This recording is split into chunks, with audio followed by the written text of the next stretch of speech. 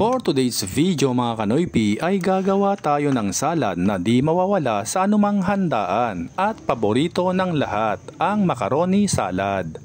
Una nating gawin ay magpakulo ng 2 liters of water.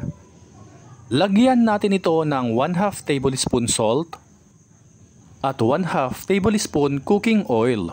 Takpan natin at hintayin kumulo. Kapag kumulo na ito, ilagay na natin ang 500 grams elbow macaroni. Lutuin natin ng 10 minutes o hanggang sa ito ay lumambot at huwag kalimutang haluin ng paminsan-minsan. At kung umabot ka sa part na ito ng video, paki-comment naman mga kanoypi saang lugar kayo nanonood para alam namin kung saang lugar nakaabot ang video na ito.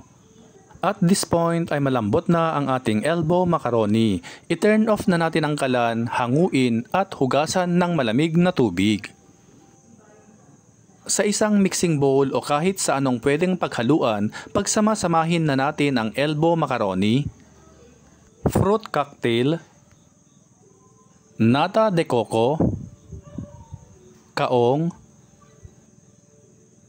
raisins, cheese, 500 ml all-purpose cream, chilled,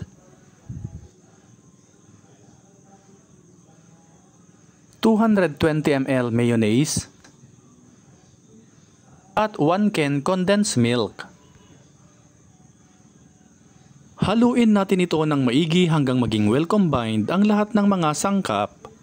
By the way, shoutout nga pala sa lahat ng ating avid followers and viewers worldwide, lalo na kay Sir Eduardo Sanchez of Melbourne, Australia, Josephine Dokuykuy from Davao Oriental, at Nicolas Marlin from Tondo, Manila.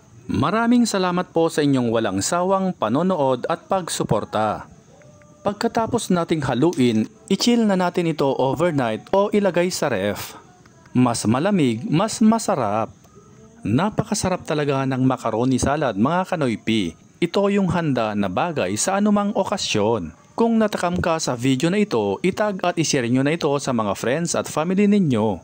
At kung bago ka pa lamang dito sa aming page ay mag-follow ka na para updated ka lagi sa aming bagong recipe. Hanggang sa huli, maraming salamat po sa inyong walang sawang pagsuporta.